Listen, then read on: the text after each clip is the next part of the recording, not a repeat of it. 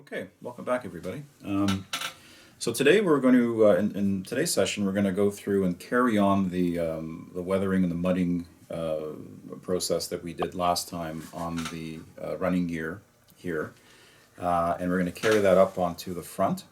So we're going to focus on that in this session, and then we're also going to do it in subsequent sessions. We're going to look at doing it on the back as well, and carrying it up onto the vehicle, and we'll talk about how it changes the higher up on the vehicle that you go. Obviously, the closer to the ground, the more mud is going to be is going to get onto the vehicle.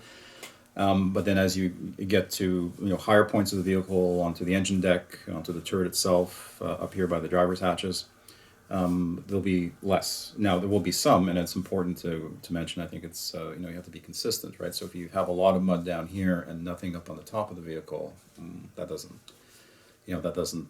look right. There's a bit of a lack of continuity there. So, and I've been guilty of doing that in the past. So I've learned from those mistakes. So we'll focus on that, and just to go through kind of the suite of tools that we're going to use today. So again, I've got my three trusty pigments that we're going to continue to use rather. I've got they're all MIG. This is the Dark Earth, which is MIG 3007, which is the darkest tone. I've got my European Earth, or Europe Earth they call it, which is MIG 3004, which is my mid-tone. And then I've got my Light Dust, which is MIG 3002, which will be my lighter tone. So I'll mix these. And again, these things are invaluable. They're little plastic shot glasses that that I buy in the dollar store. I get, I think I get about 50 of them for $1.50, and they're indispensable. I use them for mixing paints prior to putting them into the airbrush, for mixing pigments. And then also after I use them for paints and the paint dries, I flip them over, and I can put, whether it's acrylic paints or use it as a bit of a palette or even super glue, and then just kind of get rid of them, throw them out. So great thing there. Brushes, and again, the invaluable Tamiya stir stick. And then we've got our this is the what we're going to use, the fixer. Again, this is the Tamiya X20A thinner, great for fixing things, and a little applicator here to get a very precise application of it. And then we've got some splashing products that we'll get into today as well, to kind of throw mud up on the front, splashes. We've got wet ground, which is MIG. Again, these are all MIG products. MIG 1755. We've got dry step, which is MIG 1751, and then we've got turned dirt rather, 1753. So those will come into play. I've also brought some products to do some oil stains, and I think we'll also maybe look at doing along the running gear here. Sometimes oil would leak. You'd have gaskets that would break. And it adds a nice effect. So we'll do that maybe on some of the main sprocket wheel here, and some of these road wheels and the idler wheel. I've got an Adam Wilder product. This is Old Grease, which gives a very nice effect, glossy effect. And I've also got AK Interactive engine oil, which again is a nice glossy finish there. So we'll use those two products. And then I've also got my trusty AK products here. These are, again, thick enamel colors, earth effects, dark mud, and damp earth. And I've also got fresh mud here, just to add some tonal variety. So yeah, so those are the things that we're going to be using. Again, same as last time. Again, important to keep things consistent. To use the same products, the same colors, the same tones, so that you're keeping that, or the same groups of colors and tones, so you're keeping that consistent throughout your weathering process. So I'll get set up, and we'll get to it. Okay, so I've got my pigments mixed again from the three, just roughly equal parts, and mix them up. Again, at precisely imprecise measurements, and we're going to focus on the front here. So again, we've weathered the sides, and you can see the variation in mud. So some looks darker, so maybe wetter mud. Some looks a little bit drier, lighter. And then we're going to try to replicate that same effect here on the front, again, for the purpose of being consistent. So what I'd like to do, and I did this for the same process we followed for the sides, is I like to take some heavy mud, which is more of a pasty thing, and apply that. It's very thick, goopy stuff. So to apply it where the mud's going to go, and again, the reason for doing this is because it helps you build up the pigments, the effect of the mud, without layering on a lot of pigment, which sometimes can pigments can sometimes have trouble staying on. So I think that the thinner the pigment layer, the better. So what I'll do is I'll just start dabbing this on, and maybe I can pull out. Nice thing about these Tamiya kits is you can pull off the, well, actually I'll leave one on just so that if you have a kit that doesn't have that option. And I'll just start mudding around the bottom here. Again, I haven't done the underside, so I've cheated. But do the and doing the underside is a great way of practicing.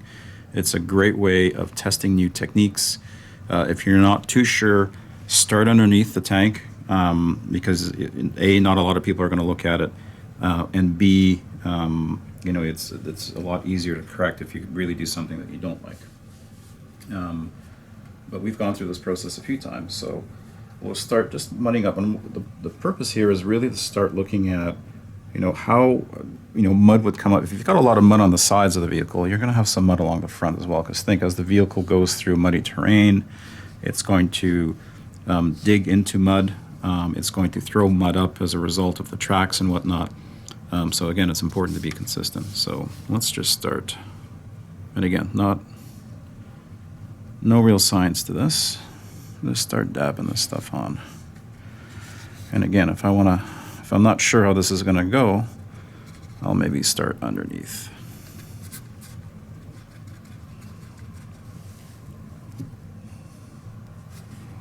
Get some more stuff. And just with an old crappy brush.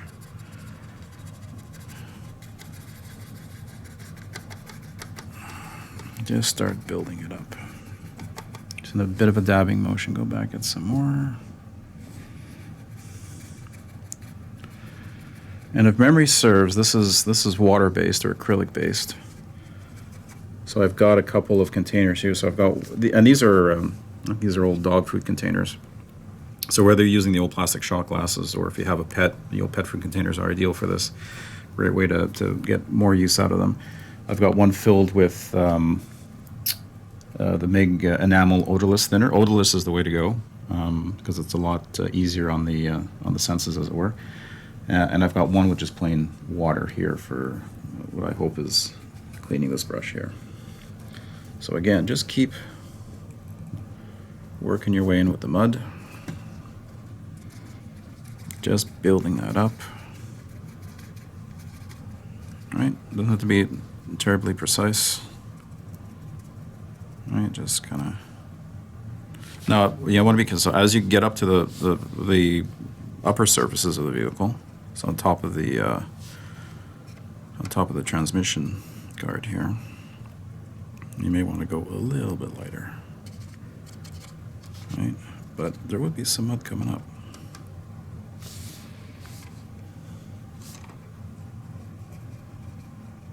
Right. So I think that's a good base. You can see that there, it's all wet. So what I'm going to do is we're going to pause things a bit. I'm going to take the hairdryer to this, and then we'll come back and we'll start going over it with pigments and enamels. So I've dried the application of the mud here. Minor correction. That was an enamel-based product, not an acrylic-based product. So, so for future reference, I have to remember that one. Now, what I'm going to start doing is applying the pigments directly. So again, with the same brush or any old brush, get into your pigments. And again, this is a bit of a messy process, so make sure you're not doing this over your fine tablecloth or anything like that. Just start dabbing the pigments on there. Just kind of incorporating them into the mud.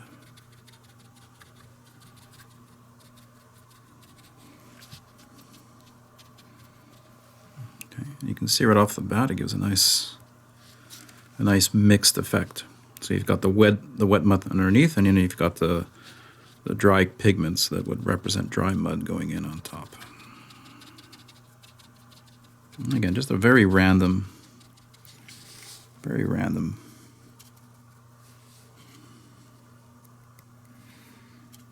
you're not.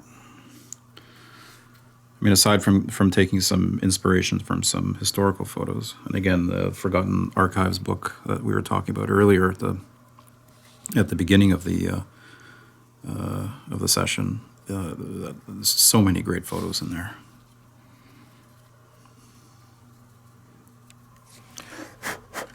So you can see very quickly that you've got a very convincing built-up mud look on the front of your vehicle.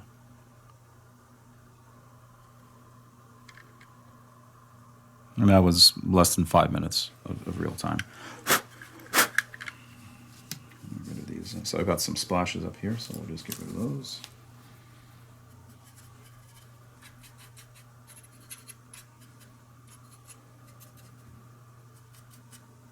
All right. So look how easy that was.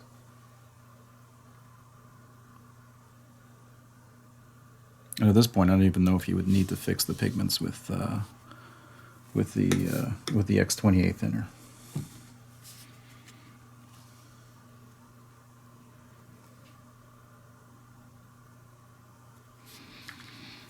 So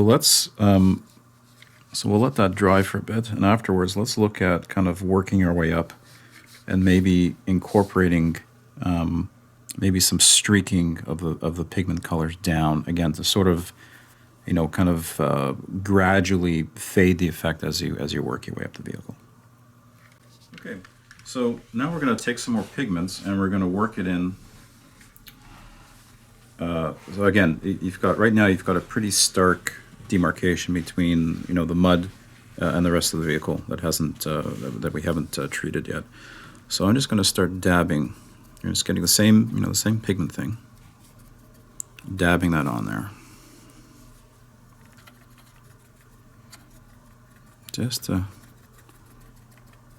And again, you don't want to be afraid of covering up any markings because they would have been covered up in real life.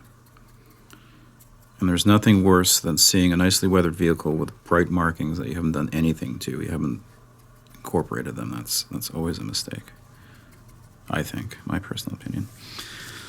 So now, what we can do is we can go one of two ways.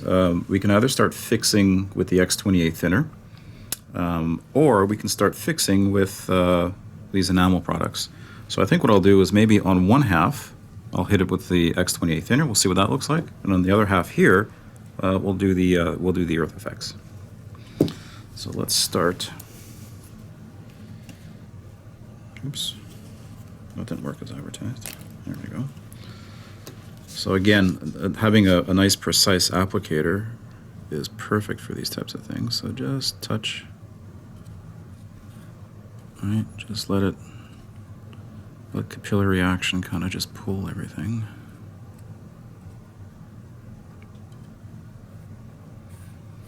Okay, let's see what that looks like. Actually, probably not good. Maybe do it on a more of a horizontal surface. And then while we're waiting for that, let's get some earth effects going. So let me just prop this up here. I'll stay and behave. And we'll get some earth effects.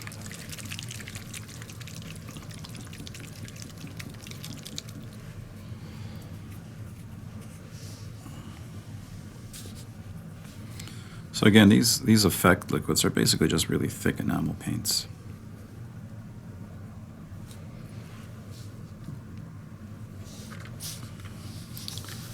Let's see, just the same type of thing, just kind of dab it on where you want it to go.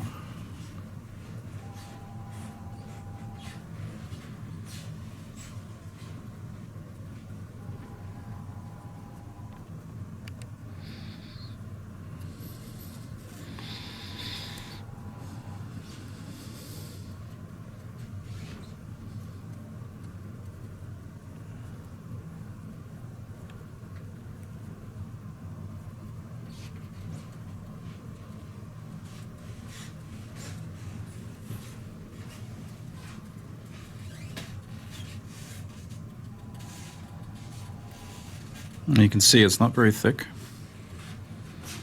Just gently applying it, like so.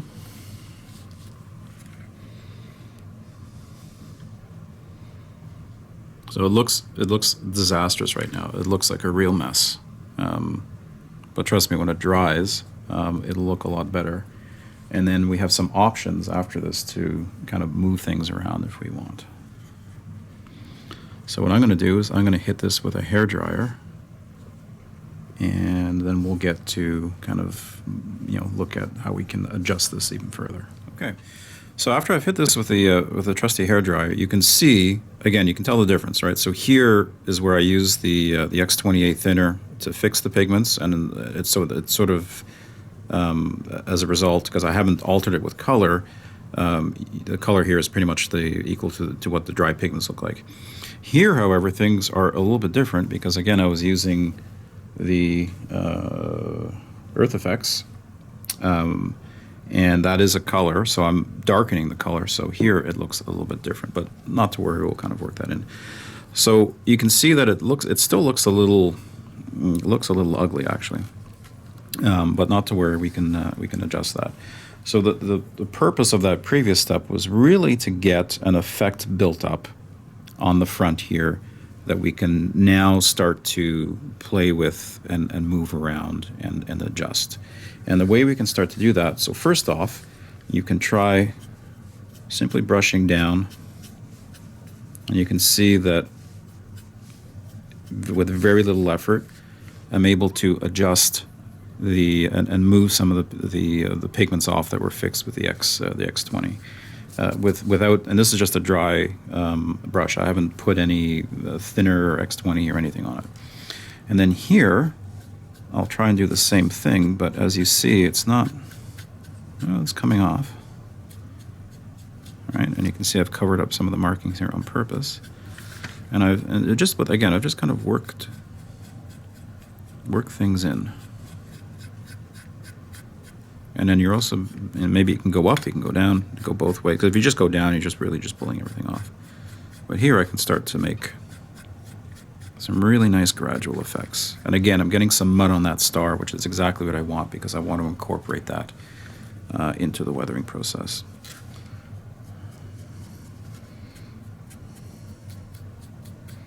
Now, if I wanted to get really adventurous, I can just moisten the brush ever so slightly with thinner.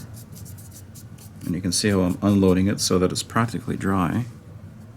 And if I put that on there, maybe just a little bit more.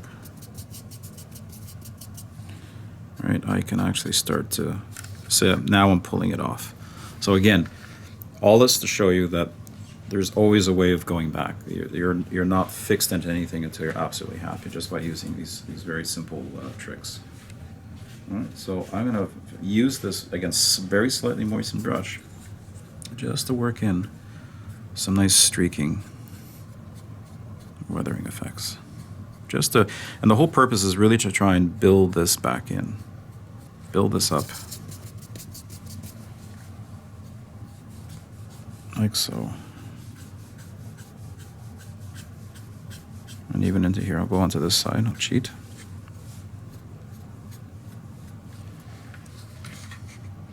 And if I think, oh, gee, I've removed too much, well, guess what? I can just go back in, pick up some more pigment, right?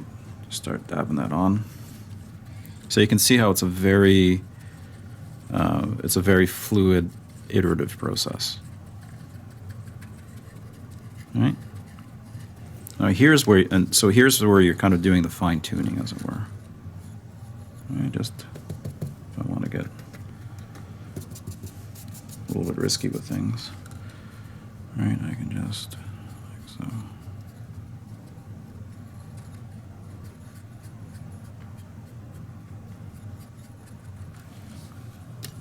And I get some more pigment, just a little bit, just to start creating that.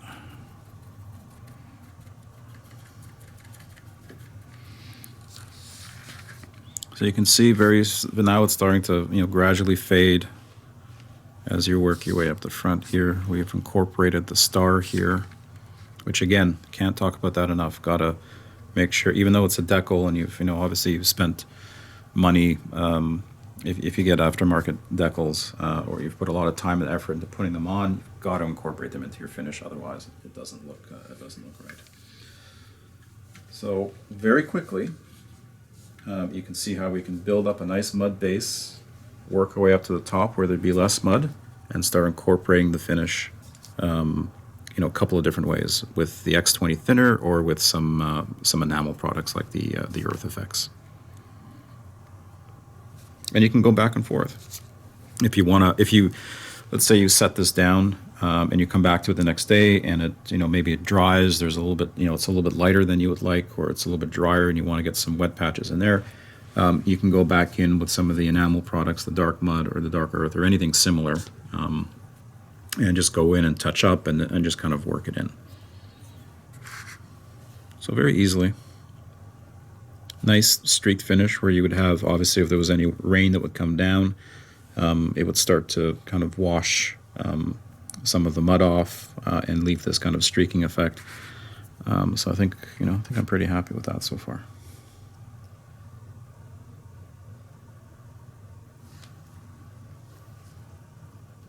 I did take the turret off the tank to work with it, just to avoid any disasters. But yeah, that's about it. So what we'll do now is maybe we'll look at doing the same thing on top of these mud guards here, where there would be some splash. We'll do the same type of thing that we did here on the front transmission cover. Do it on these fenders. Okay. So I've added again the same process as we did on the bottom here. Is I've added some mud just on the edges of the mud guards here, just to create a little bit of texture. Dried it off, and now I'm going to go after it with some of the, again, the same process. A bit too much there. Same process, just kind of working in the pigments.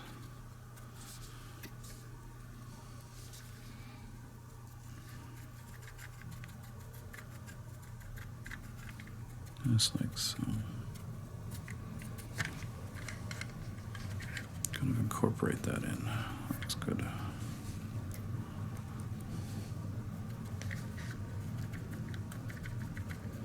I just find when you're doing this, you really lose all track of time. Robert here is telling me that we've been at this for almost an hour, and it seems like it's been 10 or 15 minutes. I go back down if I want to, so if I think, this is a little bit too, I can go back over this. Again, you can just kind of build this up and go and correct and change course as you please. The secret here is just not to be afraid of it, just to get something on there, and you can always work with it. And if you really don't like something, you can generally pull most of it off.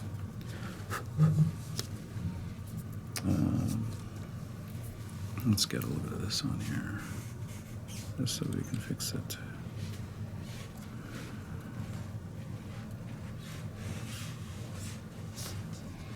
Down here. Sometimes I like to, after I put the X20 down, I'll just come at it with, right, just come at it with a brush. Sometimes, some people put the thinner on first and then go right over it. And I can start to play around with it. Same type of thing, right? Just kind of feather it.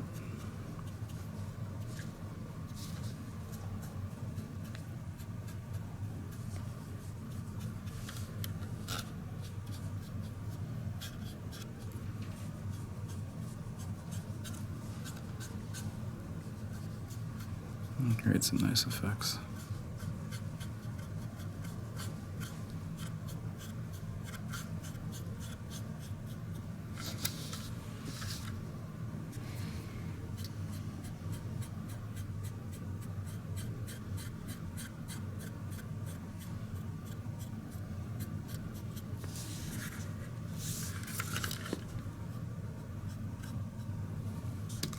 Maybe get a different brush in there, just to, just to kind of.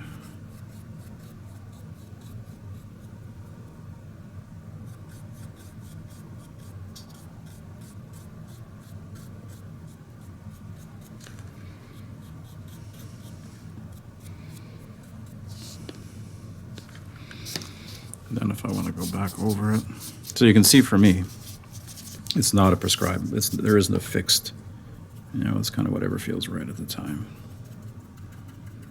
And you just keep working at it until you're happy with it. So I'm just collecting some of the pigment that's dropped off, so I try and maximize the use of it.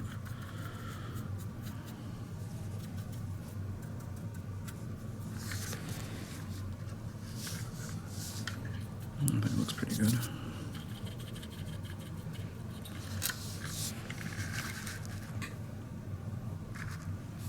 So now you can start to see the mud working its way up the vehicle, which is exactly what you want. And, I've kind of left this untouched on purpose. So this is what things look like before. This is what they kind of look like after. Nice and muddy and dirty, which is what you want. Or at least what I want.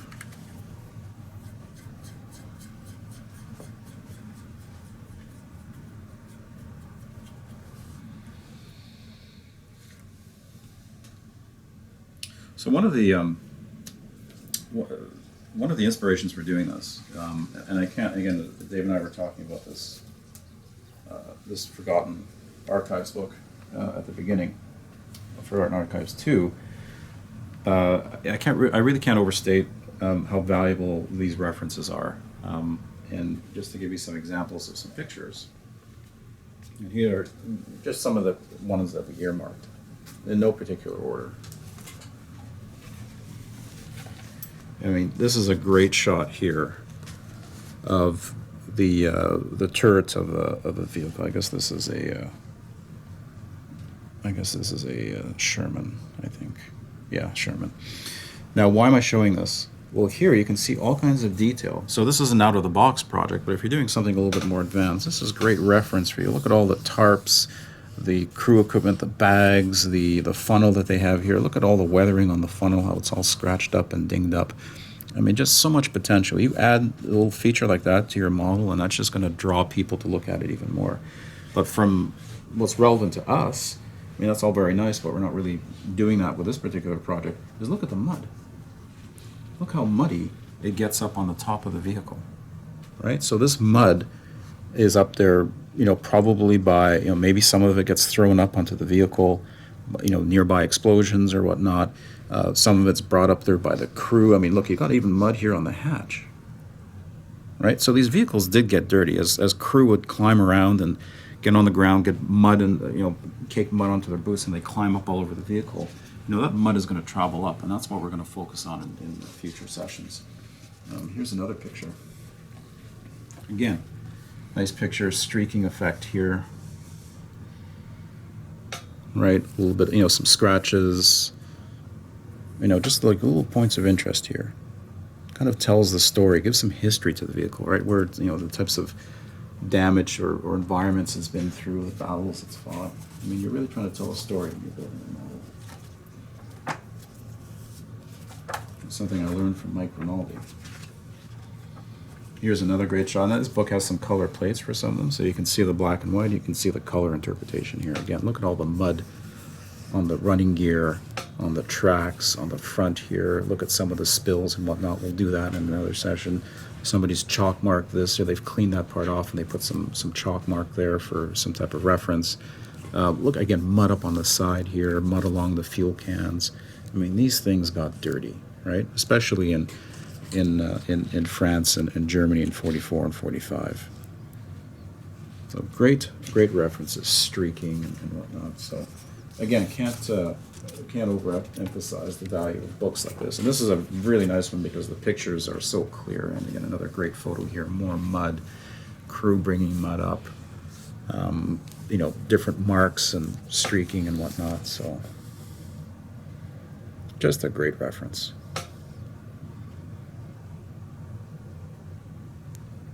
Just a great reference. Quite often I'll just go through these books and just look at the various pictures, and I come away with it for the inspiration for my next build. So I think that just about concludes the session for today. Again, we're gonna carry on. We're gonna do the same type of thing, but to the rear of the vehicle. What I may do is I may do that off camera and just kind of walk through what I've done there because it's very much the same process as here. We're going to do some splashes. We're going to add some of those interesting marks, oil streaks or marks or whatnot that you see on some of the vehicles. We're going to come back and do oil spills and from gaskets and whatnot on the running gear. And then we'll look at even putting mud. Again, it's you're trying to weather your way up the vehicle. But look at putting a little bit of mud and pigments on here just to keep it consistent with the rest of the vehicle. So those will stay tuned. Those sessions will be coming up. I did. Dave's not around, but I did also want to mention. Dave would be too modest to mention this himself, but Dave Brown. We had a show in Guelph, Ontario, which is just west of Toronto, last weekend, November 5th. And Dave won Best in Show for his shadow box, The Show Will Go On. He also won Best Figure for that same shadow box. And he won Best Armour for his Panther tank, and that's the one that he's featured in some of his previous videos. So, so congratulations to Dave. And obviously, well done here at one of the local shows. We'll give you a bit of a view of the shadow box, and you can go back to the previous videos to take a look at the Panther. Until next time. So this is the shadow box that Dave put together. Again, that won Best in Show at the Golf Show. The show must go on. And here you can get a good sampling of composition that goes into these things. And again, composition is key. That's a very key element to making a diorama successful. And I think Dave is one of the best I've seen at it. And one of the nice things about coming to Hornet Hobbies here is that there are a number of dioramas and models here on display that demonstrate this. Some of the best quality ones that I've seen. We've got a nice diorama from Greg Shillar, a nice crashed Russian helicopter upstairs in the showcase. We've got a number of other models from some of the local customers here that are just absolutely fantastic. So if you're in the area, I would definitely recommend you drop by, take a look, and get some good inspiration.